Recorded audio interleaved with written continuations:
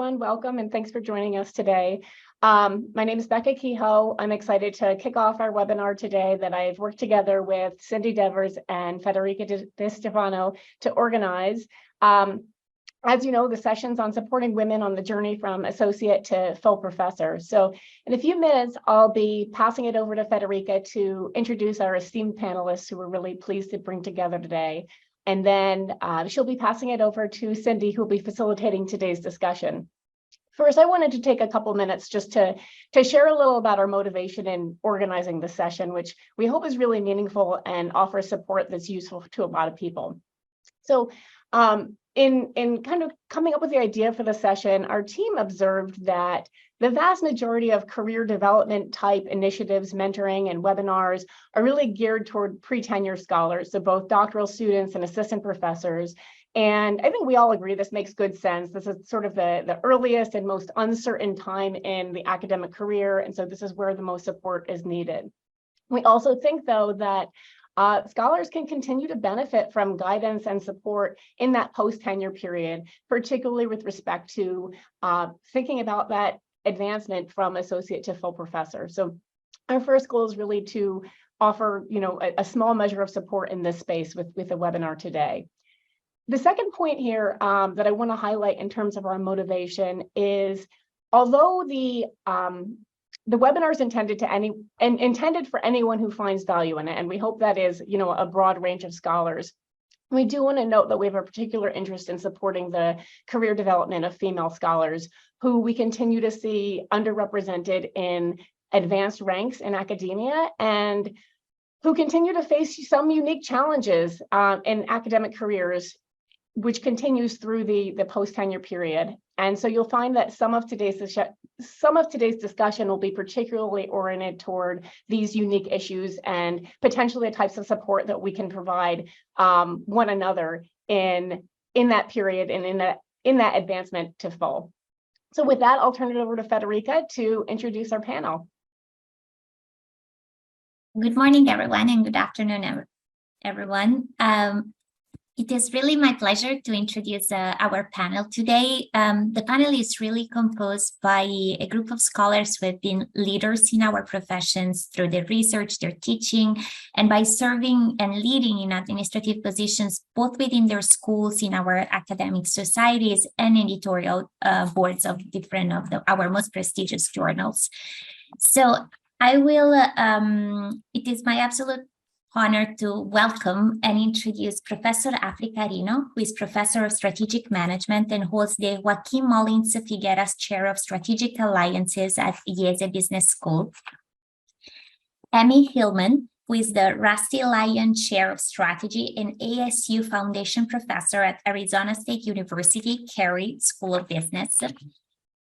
And Professor Sharon Matusik, who is the Edward J. Frey Dean of Business and Ross Professor of Business at Ross School of Business at the University of Michigan, as well as our moderator and co-organizer, Cynthia Devers, who is the R.B. Pampley Professor of Management at Pamplin College of Business at Virginia Tech University.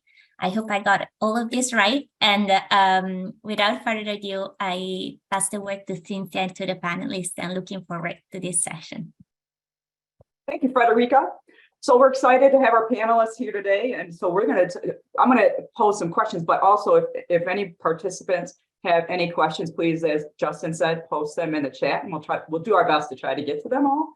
We're going to start out just by talking about some of the differences that our panelists have seen between the phase when you go from an assistant to an associate to full.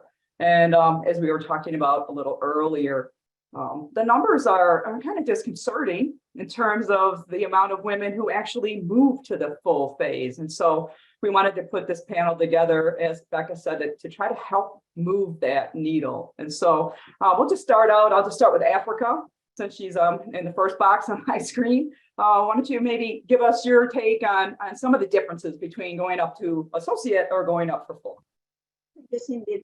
I think that this is really school specific. Having said that, I will share some ideas, but I think it's important to figure out which type of institution you're at and what is it that they expect from you? Because there might be differences. It's not the same if you are at a research university, at the teaching university, or so take this with a grain of salt. I think that research keeps being critical no matter what. So, and this is maybe what's most difficult to protect, the time for research. In terms of teaching, I think you are expected to engage with increasingly sophisticated audiences. So executive education, developing your own electives that hopefully have to do with your own research, and that is extremely interesting and helpful. And service, and I think well, again, this can vary depending on the type of school or institution that you are. But the danger, I think, is in for schools to ask too much service too early. I think this is the main hurdle where I must be somehow advancing some of the later discussion. But I think, again, you have to figure out where you are and what they expect from you, and focus on that. Okay, thank you. Sharon, why don't you add your insights? Yeah, I think Africa's point is a really important one, in that schools tend to vary more at that full level than they do at the associate level in terms of what you need to do. So I think the first rule of thumb is to make sure you're really clear on what your institution is looking for. Also simple things like who votes on the case, what is the process for soliciting letters, because there is more variance at the full level than there is at the associate level. So, and then the other thing I would say is, overall, there's a lot more schools that are looking for overall thought leadership and academic excellence, as opposed to like a count of publications and the difference between associate and full. So I think it's easy to just think, okay, I need to add, X to my CV to get to the full level. And that is part of it for sure. But in general, that promotion of full is looking for leadership in the field, overall thought leadership. Some of that is reflected in publications for sure. And I would say, don't lose sight of that, but they're looking for things like, you pulling together important panels at SMS, taking on associate editor or editorship roles in journals, being someone who is sought out for your ideas. And, it does tend to be overall excellence. So typically schools are looking for people to have some significant leadership roles as a complement to what you're doing on the research and the teaching side. And to the extent that you can engineer those service and leadership roles such that they support your research, I think that makes your life a lot easier than having just a disparate portfolio of different kind of service activities that don't necessarily line up exactly with what your research focus is. Okay, thank you. Amy. I'm not sure I can add a lot more. I totally agree that you need to spend some time to understand what your institution is looking for. But I will pick up on what Sharon just ended with. I think that as female faculty, particularly once you are at the associate professor level, a lot of people want you to do a lot of things. And so picking which service engagements are the most additive to what you hope to achieve in your career, I think are really, really important part of your success, because I think many of us are just excited to get to learn new things and jump into new roles. And sometimes we say yes to too many things, and then we find ourselves not able to do everything that we want. And ultimately, that's what crowds out the kind of achievements that we need to get to full. The other thing that I would just add is doctoral students. So depending on where you are, I think what we tend to see is an expectation of supervising PhD students more at that level than certainly at the promotion to associate level. And that, of course, takes on an incredible amount of time and is fraught with all sorts of risk. It can be incredibly beneficial, but it can also be a big challenge. So those are some of the big differences that I see.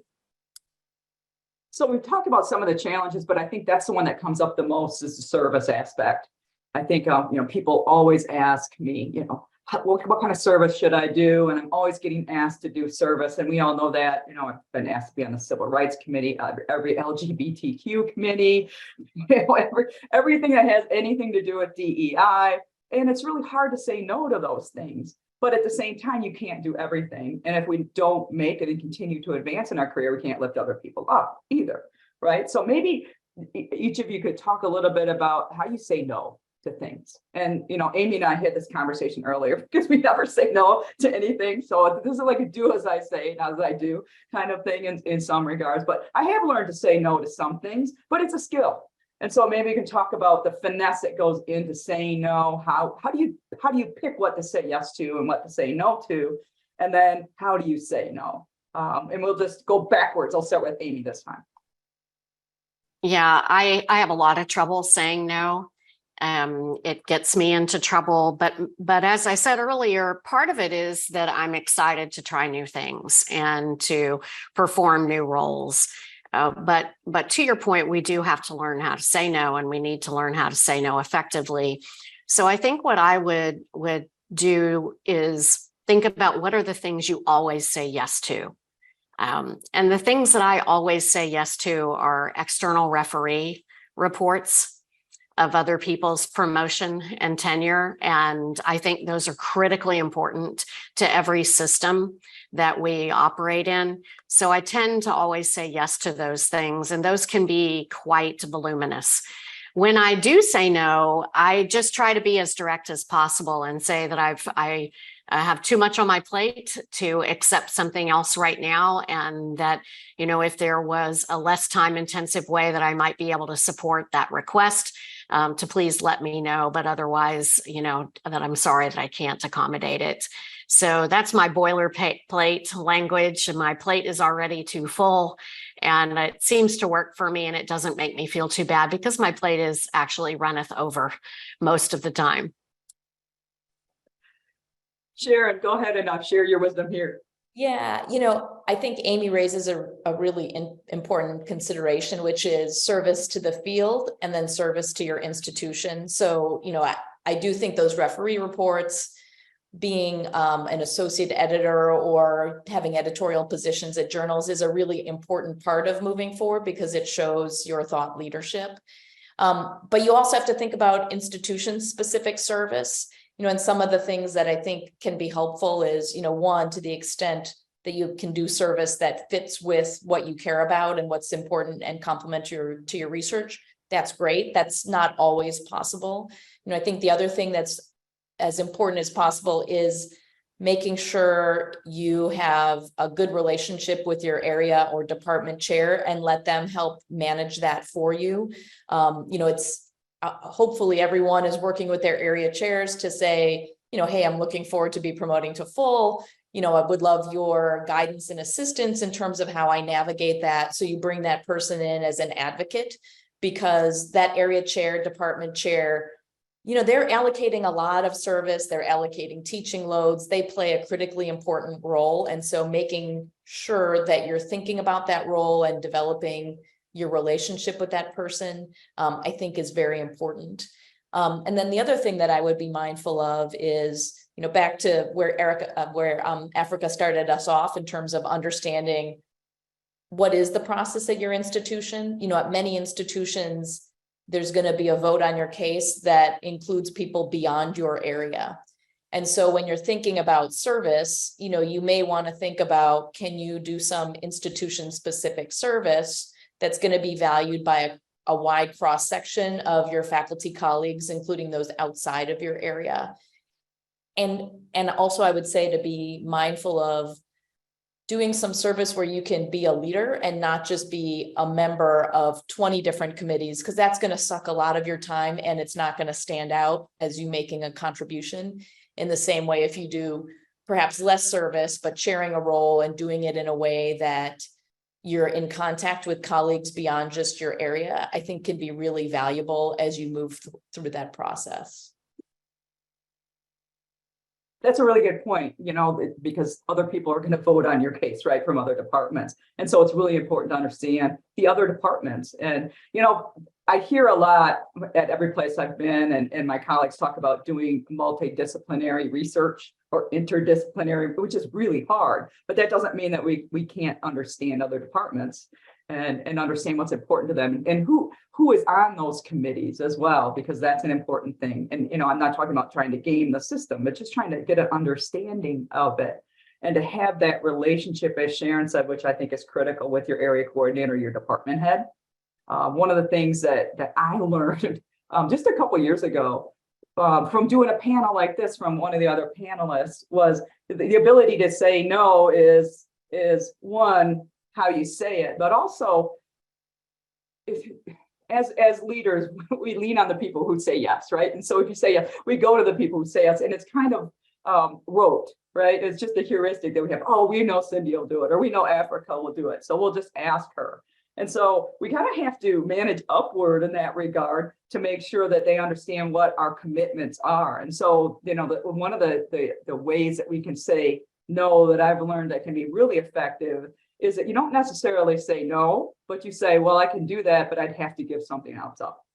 And I think that's really important as well, because you're saying which one is more important to you then, and you choose, or you help me choose what's important to me. And constantly, I think, reminding, I think we're pretty good at doing this with assistants, reminding them that they have to be promoted and they have to make sure that they're doing the things to get promoted. But we kind of lose sight of that, I think, with associates. We think, oh, once they got tenure, they have it figured out.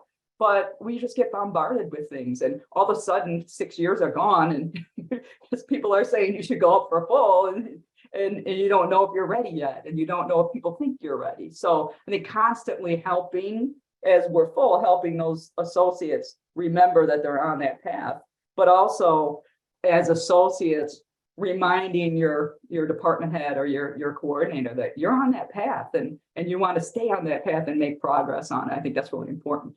Africa, why don't you share some wisdom here too? Well, I think it's very similar to what we already heard. I think it's important to have very clear criteria to decide. And I think that, to me, important criteria are whether it fits your own identity, so what you feel like doing and who you are, that it's visible, and that it gets recognized and somehow compensated. Doesn't mean economic compensation, but it gets recognized and it's valued for your promotion and so on. So I think this applies both to internal service and to external service. I also do, same as I believe Sharon say, my plate is too full, which it's true. It's true. At times I say, well, I have already done enough of this during this year. Let's say external PhD committee member that from different universities you may be called. Well, there are a number of things that you can do in a year.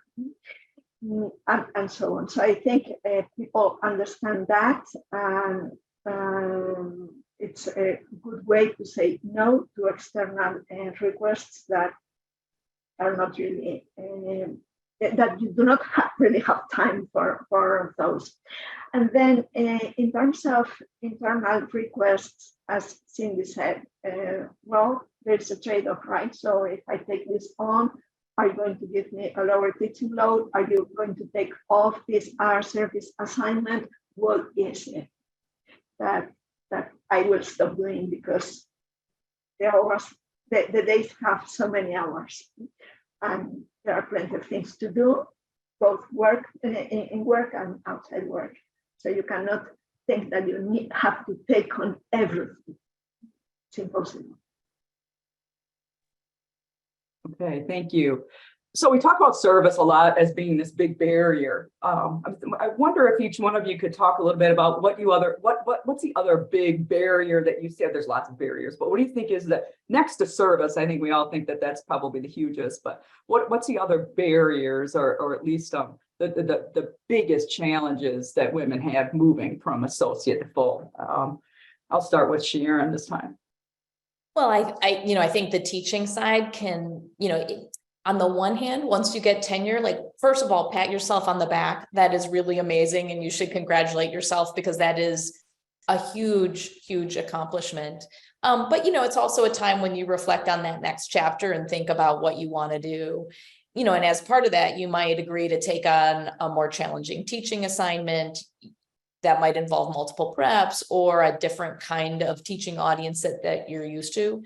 And I will say there's typically an expectation that you show more teaching versatility when you go up for full, but everything in moderation, so, when you're thinking about making those changes and, supporting your area and your university, choose wisely. And, maybe it's one new prep or working with, one different audience or something like that.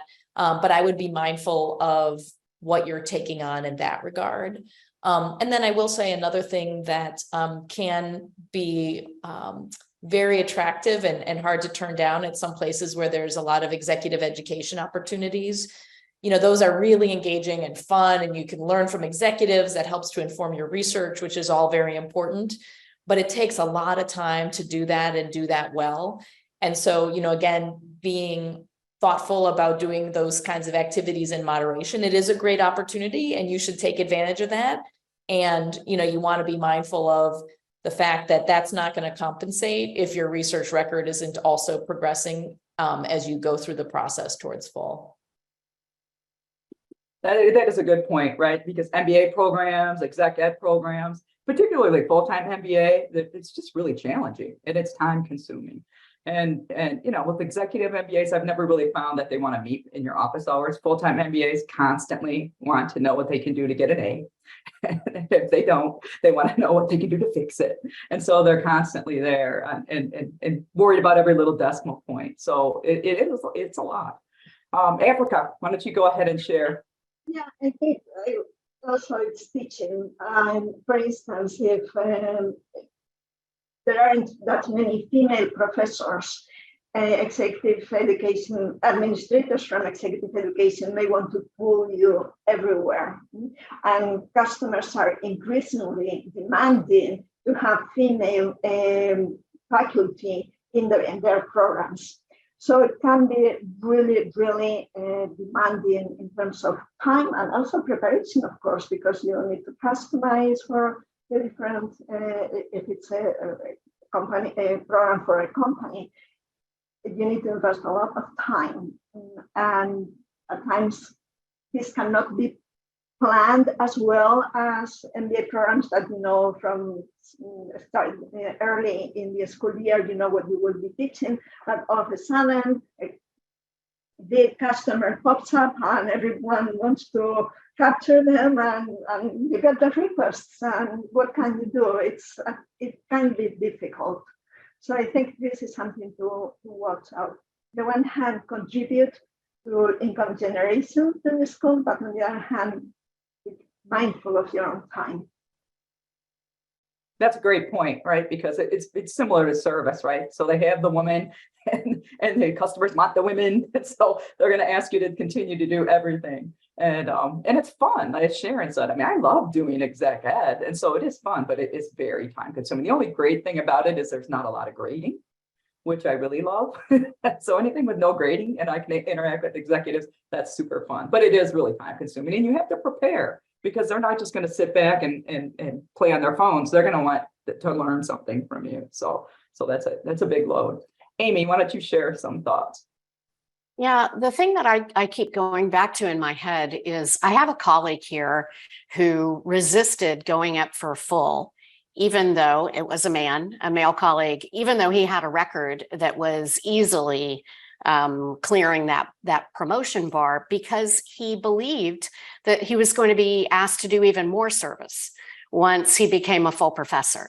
And so I also worry that one of the barriers is our own kind of beliefs about what will happen once we become full, which is sort of unusual to me, because you kind of think like that's the end goal. Let's get there, and then let's worry about what's going to happen. But I really think it's a misconception that once you get to full, you're going to have to make even more sacrifices.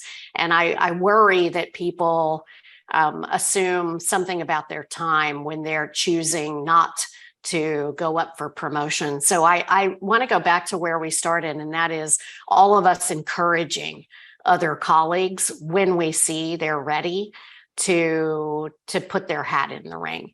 There might be some of those people out there that have those misconceptions about, what the expectations are going to be. And as far as I can tell, the only thing that really changes, and I'm curious to hear from the rest of you, is an expectation at some of our institutions that you take a turn as a department chair.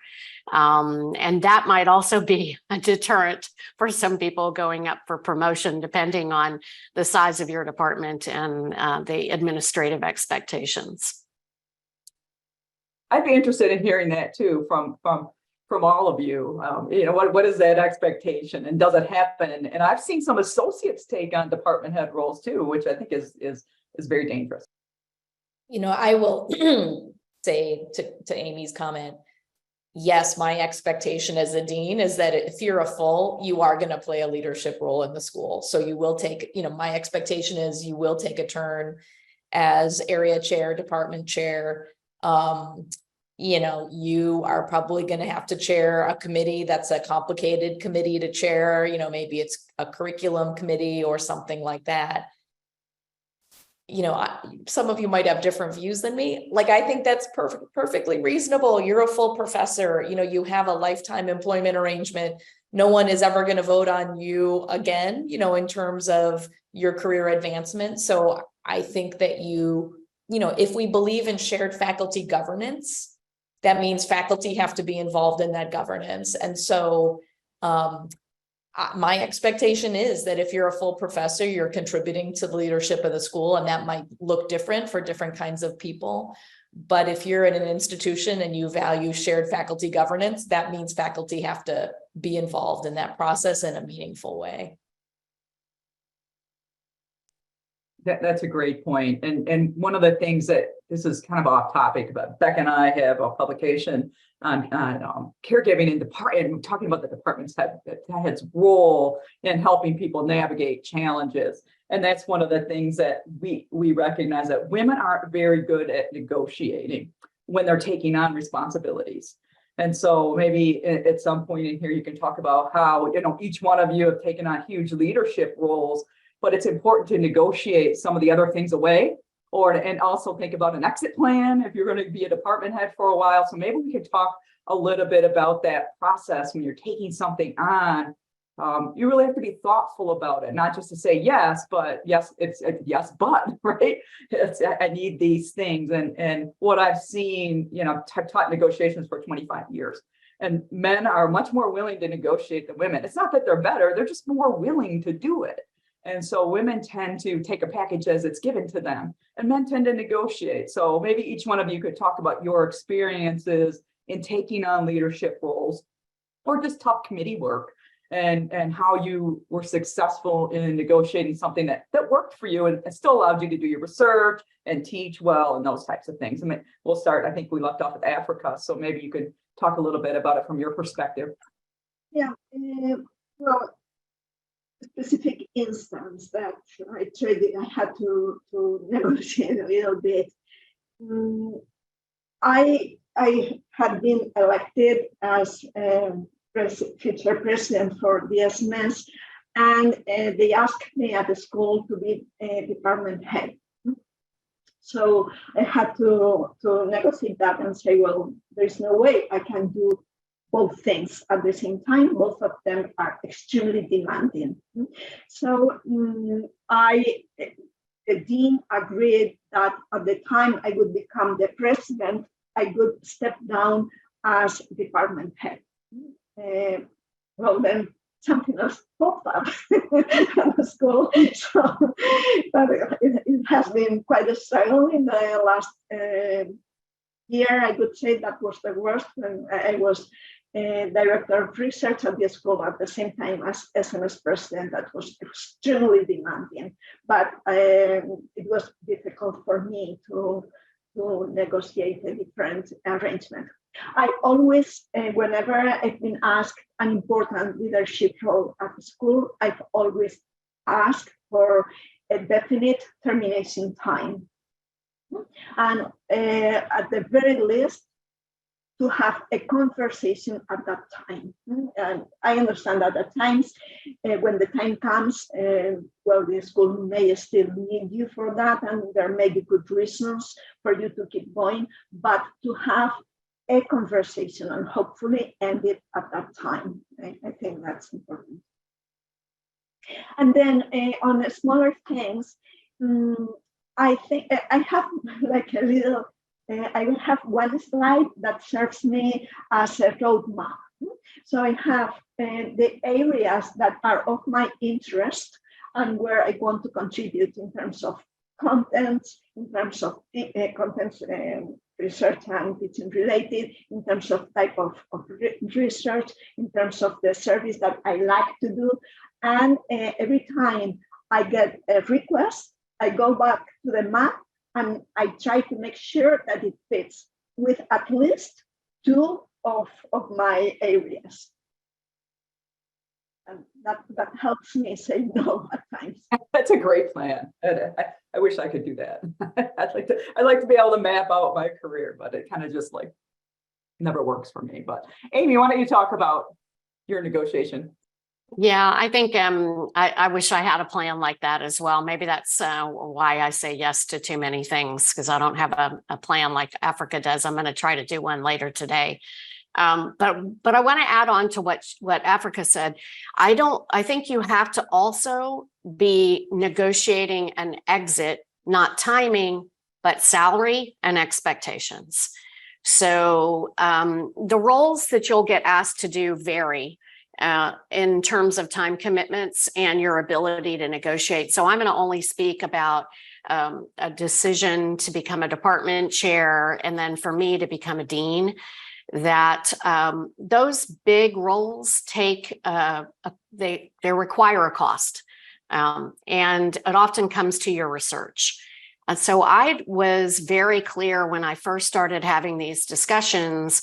Look, I'm among this set of productive researchers in my department. If I take on this role, my research will suffer. What will my salary look like when I return to faculty, and how much time will you give me to get my research productivity back on track? And I would suggest that you have that conversation annually, because the longer you serve in those roles, the harder it is to restart a very productive research career. And that is our currency. So for me, that was always very, very important. And I was very thankful that I had those hard conversations. I didn't like them. I think for many of us, just going in and saying, look, I'm the second most productive, or I'm the fourth most productive, just sounds a little crass.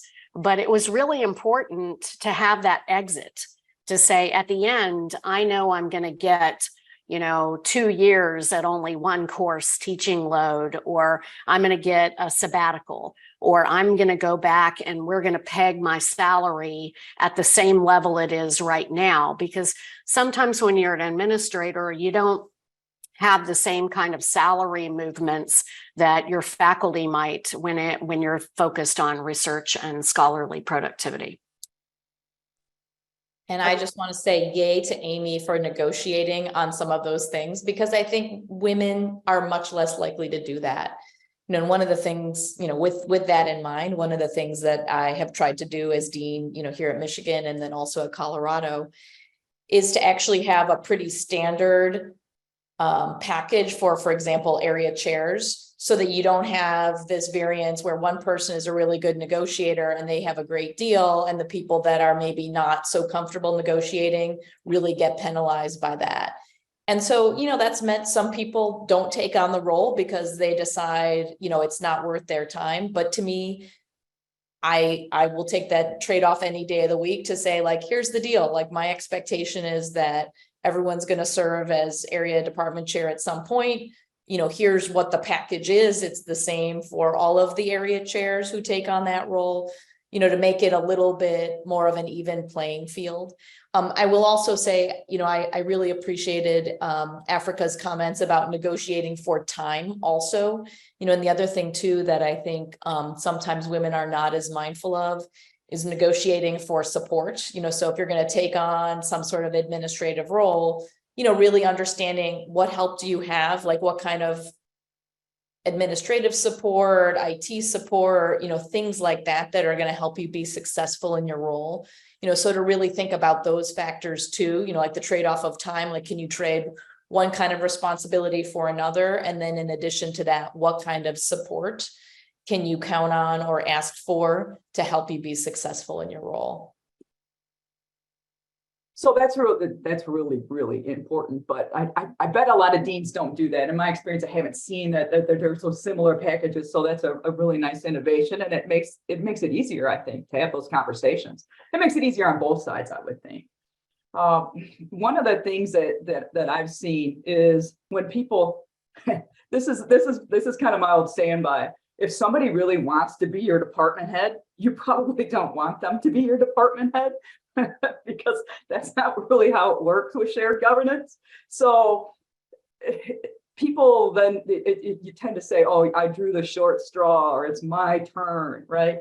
And so it's such an important job. I read a statistic that 80% of the decisions that affect faculty happen by the department head or at the department head level. That's a huge amount. And so, and we're just throwing people into these jobs. And many of these people have never managed anything in their lives, right? And so I think one of the things that is critically important is we have to somehow, as a profession, craft the job in a different way, right? If my executive MBA students or executives came to me and said, we have this really, really important job, and we can't fill it because we can't get anybody to do it. So we just get, we make people do it for a short period of time. I would say recraft the job. And so I think that could be a part of the negotiation process as well. It's just not negotiate. Exit is super important. Time is important. Teaching load, salary, all of those things are important. But also, as Sharon mentioned, the support that you need or who does what, right? So our department head was doing all this class scheduling. And I said, why are you doing that? Hire someone to do it, right? I mean, it's not a strategic job. It's an important job, but it's not something that the department head should be doing.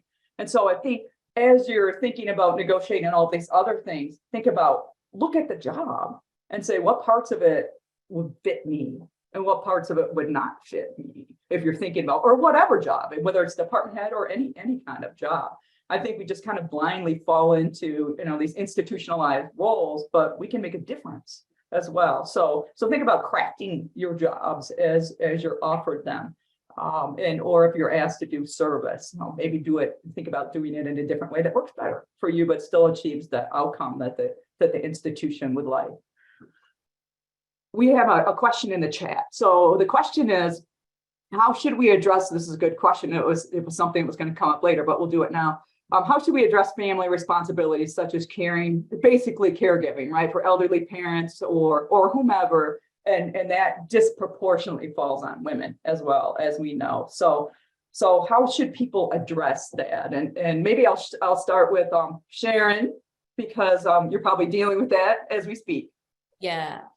So I think this is like one of the most important questions because, if you just look at the age at which women are making their way through the tenure track and the promotion track, they are likely to have children or aging parents that they need to be focused on. I think, unfortunately, we're not where I would like us to be. To me, what I think is important is trajectory, so I feel like it doesn't serve anyone's purpose to have a system where if you fall a little behind for a couple of years for whatever reason, you can't catch up. And of course, there's, kind of family leave and things like that you can take, and those are a little bit separate, but there's a lot of these smaller situations where, you know, maybe you took the family leave when your child was first born, but like, you know, kids take a lot of time, you know, so it's going to, you know, potentially impact your productivity in different kinds of ways. So, you know, like I think the best, you know, like one, people like me trying to like make sure that we have a system where you can catch up, you know, so if there is a gap in productivity, we look at your trajectory over the last, you know, four or 5 years, and we say, wow, that's really great. You know, this is, you know, definitely the kind of trajectory we would expect for someone who's at that full level. And, you know, kind of commenting on that gap, but not counting that time against people. You know, and I would say in absence of having a system that does that automatically, you know, I think one thing that's important is that people show that trajectory themselves, you know, so if you have had a gap for whatever reason, you know, in that most recent window leading up to your promotion, you can show that your rate of productivity is commensurate with promotion to full, and making that case yourself. And to the extent that you could get your area or department chair to also highlight that in their documentation and their letters, I think that can be really helpful. And do you think it's important to also have those conversations as things are happening versus when you, like, maybe you have a gap 4 years ago, but nobody really knew why. But then when you go up for full, you have to backward explain it. Yeah, I mean, I think that absolutely helps. I will say though, that, you know, the area chairs change, the executive committee changes. And so, you know, while I do think it's valuable to have those conversations, you know, I also think it's likely you're going to run into a scenario where there's different people at the table and they may or may not, you know, have shared that information. So I do think it's up to the candidate to make sure to document that, and then also to show a trajectory that's a positive trajectory. Because, you know, I think almost across the board at promotion time, people are promoting not just on record to date, but on the promise of the future record as well. And so to the extent that you can really emphasize that, I think that makes it easier. That's a great point. Great point. Amy, maybe you can share some thoughts on the caregiving issue. You know, I think this is one of the hardest things that we all have to deal with. And I go back to this question of transparency and explaining what's going on. And unfortunately, it doesn't always even make up for those choices, because I certainly am sorry to say I've seen cases where people have had extraordinary personal issues that they've gone through, where they have taken a productivity hit for their careers. And even if everyone is aware of what was going on, there may still be implicit judgment against that, because sadly, there are many of us who haven't faced those challenges yet. And I say yet, because I think we all face them at some point. But if you haven't faced them yet, and you have a very strong support network around you, it is hard to really show the empathy that you need to. So I guess what I would say with that depressing note is just keep on explaining what's going on. Don't assume that other people really understand. And I'll just share one funny with you. So we have an annual performance appraisal every year that we all do for everyone. All of our faculty colleagues review each and every one of us every year. And this year I got an email saying, Amy, you're president of the academy, but you didn't explain all the things you have to do as president of the Academy of Management in your annual review. So it was a great reminder that sometimes people want you to explain everything you do in a role because they might not understand it. And luckily for me, I'm already a full professor. So I just said, you know, use your imagination. They could not even imagine. They would not even be able to imagine. Africa, why don't you go ahead and share your thoughts here too? Yeah, I think it's exactly the same, right? If the system allows for some flexibility, which I think we need to fight hard for that to happen, then we are better off. But if it doesn't, and I see there is a related question on how to let the writers know about this. Well, you have to be the one making the case. So I remember specifically a case we had recently about faculty member, happened to be a female faculty member, 2 deaths in the family, unexpected deaths, and an important surgery of the mother. So she was very straightforward in her statements that were sent to the letter writers. This is what happened to me, and this is why. And you can see that there is a delay in these few years. They didn't get much published, but and at the same time, when things happen like what Amy described, right, that there are not everybody has gone through this, and well, at the end of the day, it's your life, and you are the one that has to make a decision of what's most important to you, and be happy about that.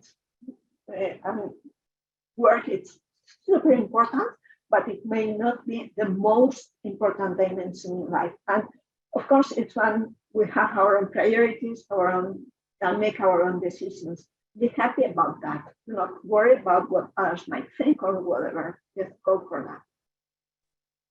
That's really matching up with the question that we have about how do you let letter writers know about these issues. I mean, you really can't communicate with your letter writers, right? But your department can, so hopefully they will. What do you think about, I mean, there are some schools have some statements about these types of things that be added in. You know, we had the COVID statements, and now we can have the caregiving statements. Not all universities have that as well. So it's that again goes back to making sure that you understand the process before you start to put your packet together. Any thoughts from the panelists on putting things into your statement about some of the caregiving issues you've had, if you're worried about that not being relayed to your letter writers? I don't know how I feel about that. It's just something that kind of popped up here. Sharon? Well, first, I just want to echo something that Africa said, you know, like, do what's right for you as a person. You know what I mean? Like, you don't ever want to look back and say, you know, I wish I would have spent more time with my parent when they were ill or something like that, but I was so busy doing that revision. Like, you don't want to find yourself in that place. So, you know, first and foremost, I think you need to take care of yourself and know what's important to you. You know, in terms of putting statements into what's going out to the external letter writers, you know, I think, you know, maybe this is a little bit of a silver lining because of COVID. You know, like, so many universities granted at least one extension, 1-year extension for promotion cases. And so I think increasingly external letter writers are seeing that in statements. So it's normalized it to some extent. So, you know, like, if you're comfortable with it, I would put it in there, you know. And I think the other thing to be mindful of is that you understand exactly what the instructions are to the letter writers.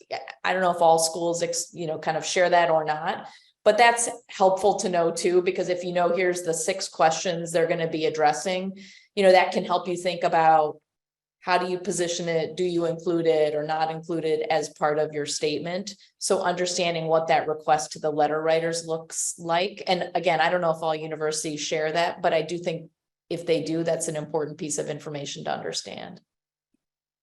That's a great point, for sure. Amy? No, nothing else to add. Completely agree. Covered it all. Africa, do you have anything else to add there? One of the things that just popped into my mind here while the 3 of you were talking is what we write in our statements. And it's similar, I sense, to women are reticent to negotiate. They're also reticent to, you know, toot their own horn, right? Take credit for things. But it's vitally important to be able to take credit where it's due. And so I think that's maybe, if any of you have any advice on how to do that or how to make yourself, it's still something that, you know, I think I'm not very good at doing. You have to make yourself do it in those annual reports, right? As Amy was just talking about, right? We kind of take things for granted. Everybody knows what we're doing, but they don't. And they're making lots of comparisons at the same time. So maybe we're going to start with Africa. Maybe you can talk about how do you do that, or how you've seen other people do it well. Yeah, I think the use of language is very important. So if there are questions or items that you know that people have been distributed and are going to be specifically checking for, use that same language in your statement so that they can easily connect your documentation to the criteria that they are going to use. And don't be shy. Don't be shy. Just say what you have done and be detailed if needed about what that entails.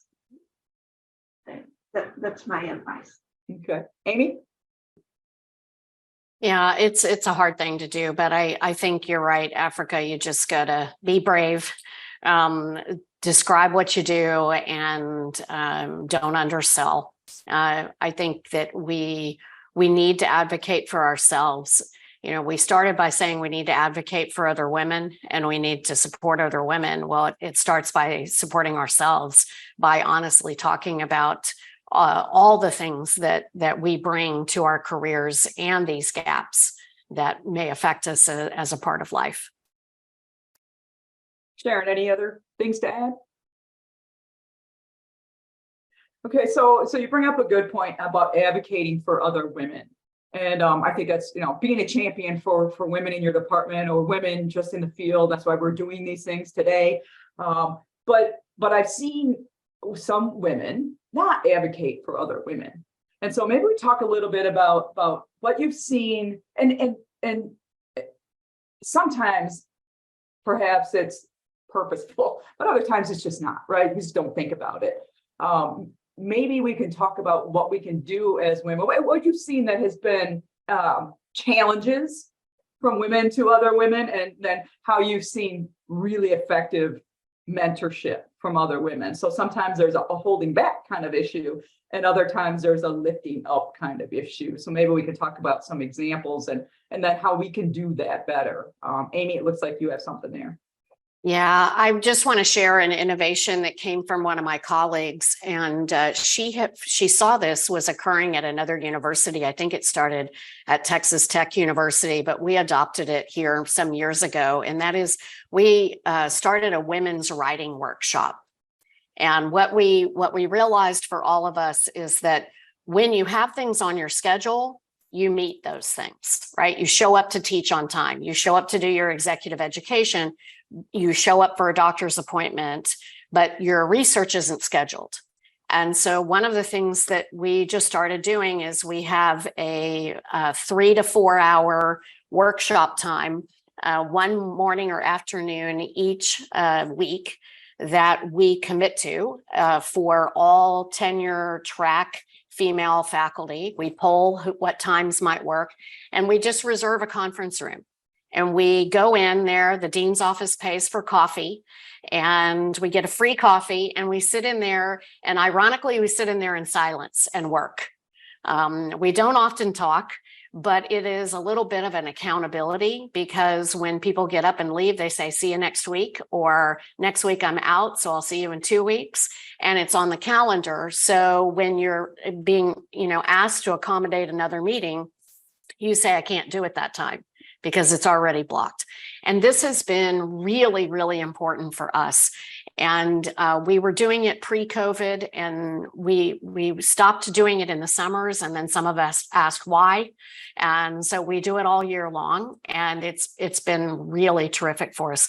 The other one that I'll add is, I think because so many of us are in departments where there are relatively few women, one of the things I started doing as an assistant professor was taking all of the female PhD students out to lunch once a semester.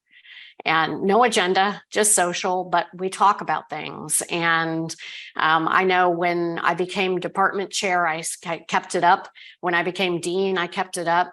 And as dean, one of the other things that I did is I met individually with each department's untenured faculty, just so that they had a direct line of communication. So those are just examples of how do you try to create inclusivity with people who may not have as much power as you do. Even though you might only be an assistant professor, there's definitely others that you can include and try to lift up. I love that writing workshop idea. I think that's a wonderful, wonderful idea because to your point, so much can crowd it out. And, with other activities like teaching, to show up to teach your class. So I think that's a really great idea. Some of the other things that I've seen be really powerful is when women in positions of power in our field suggest other women for meaningful leadership roles, for, starring roles on high impact panels and things like that. I think that can be really helpful because, sometimes we're in conversations that others are not. And, to recommend women for important positions where it's highlighting their thought leadership or, it aligns well with what's important for next steps in their career. I think that can be really, really valuable too. I love that writing workshop too. That's something I'm going to steal right now. Africa, any? Just add, help them be visible. So highlight their achievements, communicate them internally, maybe email to the dean and say, hey, so-and-so had this publication. Congrats to the dean with copy to 2 or 3 powerful people, things like that. And also, I think it's important to help them aim high and to make themselves proud of their achievements, that they are not below anyone, that they are at par. And I think this is sort of part of mentoring, part of informal support. We also started this year and only a female faculty lunch every first Tuesday of the month. And if you cannot make it, that's fine. We go to a cafeteria outside the school, close by, but outside, so that we are at ease in sitting on round tables so that we can chat very comfortably. And I see that the younger faculty members really appreciate that. Some of them are very lonely in their departments and they appreciate having this opportunity. So there's I think a lot of positive things we can do. There's some negative things that happen too that they can undermine women, just maybe accidentally, that I've seen happen in other departments. So I'll give you a quick example, and maybe the 3 of you could come up with some examples and maybe how to stop those things from happening, because they are hurtful. Even though people don't intend them. We were having a conversation about trying to move someone's teaching load who recently had a child and was having some issues, trying to move the teaching load to another semester so that person could have more time. And one of the female faculty members said, well, I went back to work in 2 weeks, and it was like, what, did you like it? Should you have? I mean, but that just kind of like started to undermine the conversation until we basically had a conversation about it. But sometimes those things just sit on the table, and then people are like, well, geez, I'm not going to bring that up again. So maybe the 3 of you could talk about, how do we deal with those kinds of things? I had a difficult conversation with that person later, and it wasn't intended to be negative. It was just, like, well, gee, I had to go back after 2 weeks. And so maybe Amy, maybe you can talk about some of the issues that you've seen and how to try to help people not do those things. Well, what I liked about what you said, Cindy, is that you had a difficult conversation.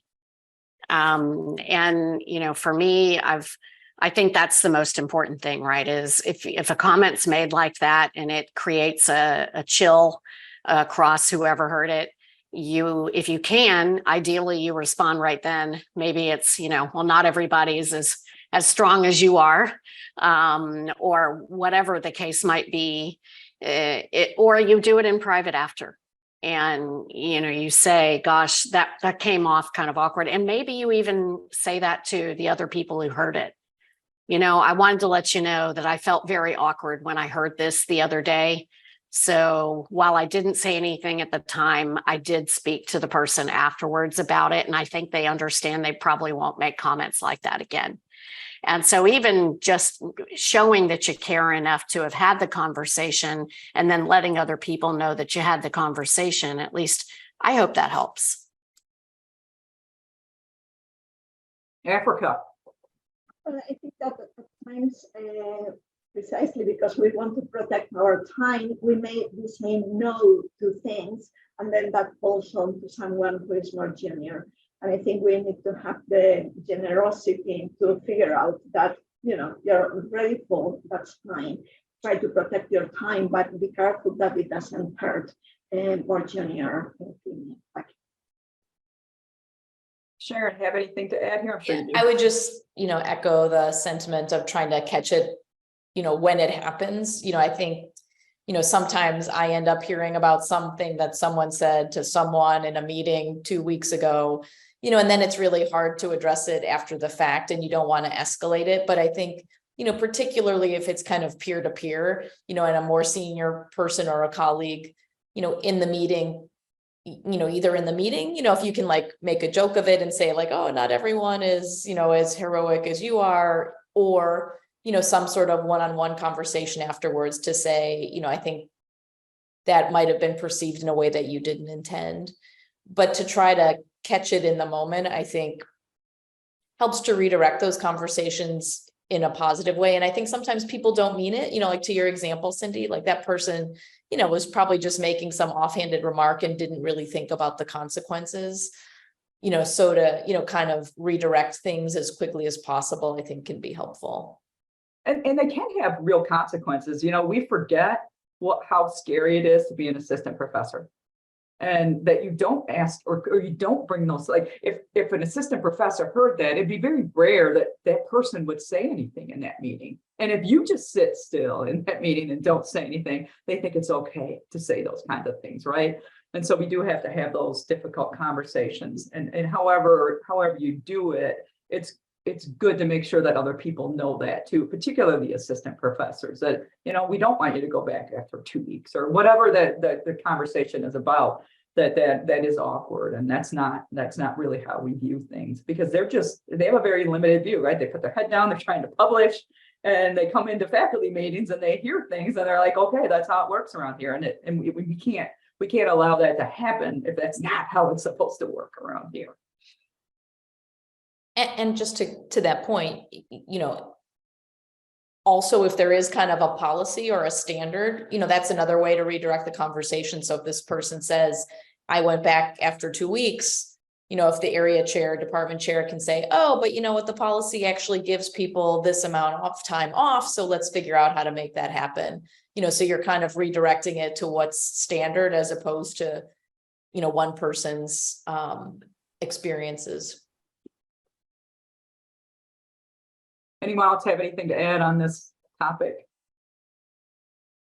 Okay, so I have a question, and I hear this a lot, and I think it's a good question. It says, seems to me like the guys in our department know about these issues for each other, but may not know about women's issues because we aren't friends outside the department. They don't hang out, don't go to play golf together is a big thing, right?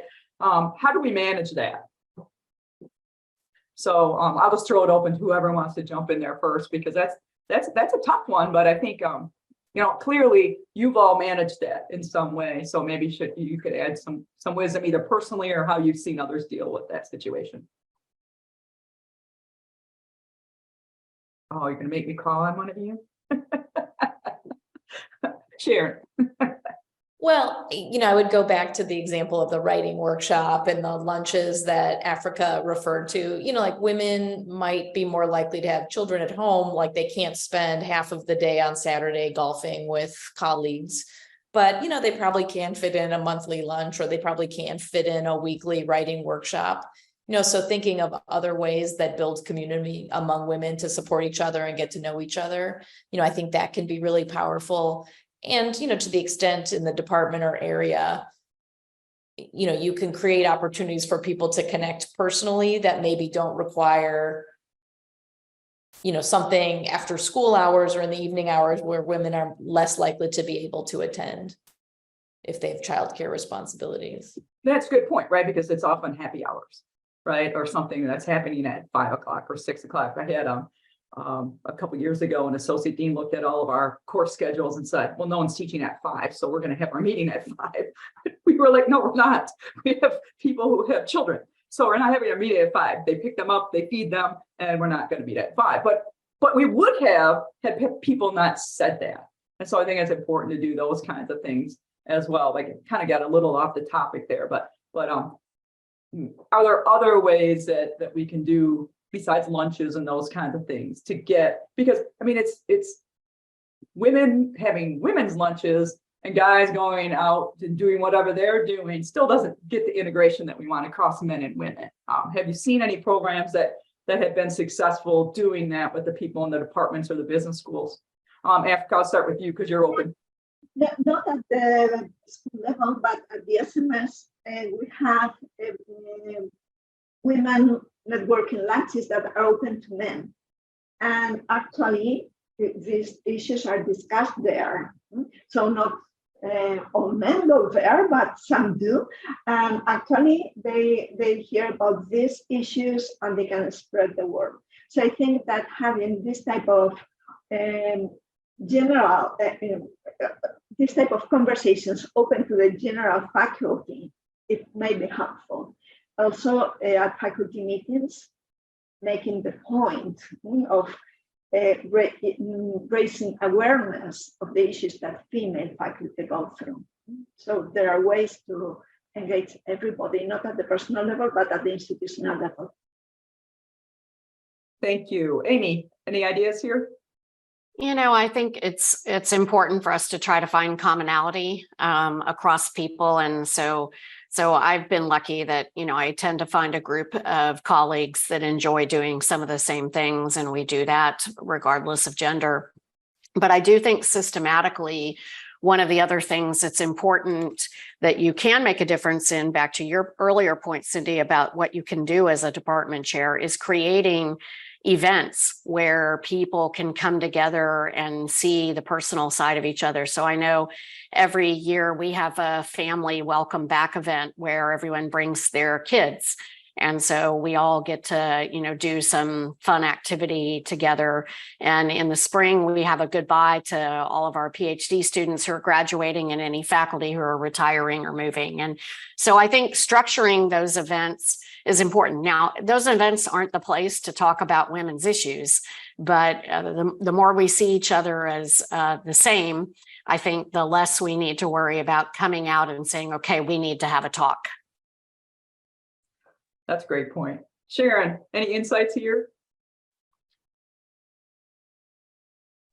You know, I would just echo the comment about creating opportunities for people to come together in different kinds of ways and being mindful of the fact that women may be less likely to attend at certain times of days or certain kinds of activities, and trying to be inclusive in terms of creating those opportunities to come together. And I think Amy mentioned something that's, I think, really critically important, is bringing your family members, allowing people, if you're going to have events, you know, not every event you're going to be able to have children, but some of them. So you get those people. And I think from our perspective, we're always so busy that, you know, oftentimes there might be we do birthdays here every month or whatever. And I never go to some of those events, right? Because I'm too busy, but you have to force yourself to go because you have to be seen there too. And to just make ourselves interact and make ourselves accessible to people too. Okay, so I think we are almost out of time. What I'd like to do is just go to each of the panelists and have you just give us one big piece of advice. What do you think what do you think is the most important thing that people should do or avoid or whatever it is as we close out this webinar? I'll start with Africa. And I would give you a minute to think about it if you need it. No, I think my advice is always keep focused. Have clear goals and go for them, and then try to figure how the activities that you undertake lead you to those goals, taking into account, of course, your context and the institution where you are. All right, Sharon. So, you know, I would come back to probably where we started, you know, make sure you understand the process at your institution because it does vary a lot. I would come back to the comment that Africa made earlier about knowing what's important to you, you know, and that includes not only your professional success, but what's important personally as well, and build that into how you move forward. And then I would say as a third thing, you know, just seek support, you know, whether that's connecting with other women who are at a similar career stage, connecting with your area or department chair, to make sure that they understand your goals, but, seeking other people to help support you in moving forward. That's a great point, right? Because we do have a network of women, and I text Amy probably every day. She's probably sick of me texting her all the time whenever I have a question. So I think it's to make yourself available is really super important. Amy. Yeah, I just want to echo that. I think that if there are any attendees that have questions that we haven't answered, or something comes up even after an event like this, I know any of us would welcome an email. And connections start with the smallest of contacts sometimes, and they bloom into career and lifelong friendships of support and collegial networks. So I think reach out if you feel like anyone can help, and hopefully you get the help. And the worst thing that can happen is someone's too busy and they say their plate is too full right now, but hopefully they will make room to help you in whatever that matter is. Yeah, I think that's important. I think we all like to help other people. That's why we're doing this webinar. So anytime you get those emails, I think you're going to get a response, and triangulate too. Ask multiple people for their opinions, because there's a lot of discretion and gray area in our field. So it's important to understand your institution, but also the field, right? It's important to understand what's important for the field, because you're going to get those external letter writers, and they're going to judge you based on their perceptions of your record.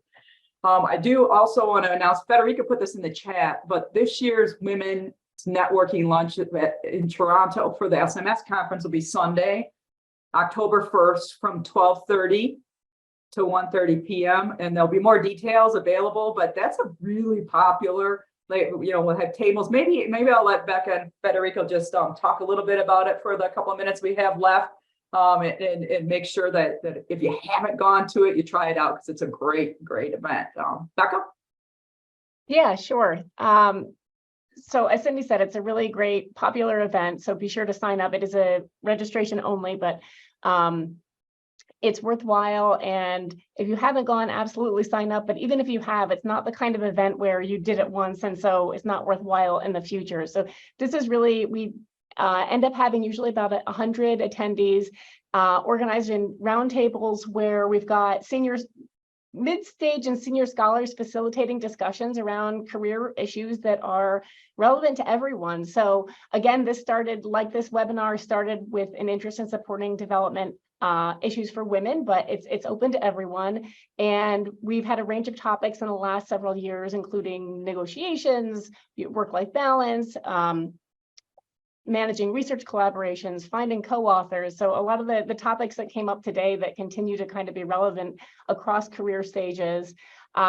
We've gotten really positive feedback in the past, and I know that people have used this luncheon as an opportunity to kind of start those connections that we were just talking about, the connections that blossom into lifelong relationships, lifelong friendships that can be really supportive over the course of your career. So please do look out for that email. I think it'll be coming in the next couple of weeks from the SMS office, and we'll do our best to advertise it to remind you as well. But we'd love to see as many people there as are interested.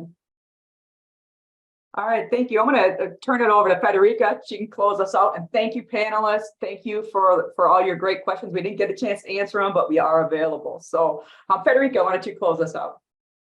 Yes, thank you so much for this super inspiring panel. I also want to personally thank Becca, who has really lifted me up, involving me in this. Thank you to our panelists and to Cindy for being such a force behind this initiative. Thank you so much, everyone. And thank you to all of our attendees. Thank you. So we'll make the recording available. I'm sure it'll be sent out in the SMS on websites. We'll post it in other places as well. Thank you, panelists, and thank you for everyone for coming. And hope you have a great rest of your summer. Thank you. Thanks, everyone. Thank you.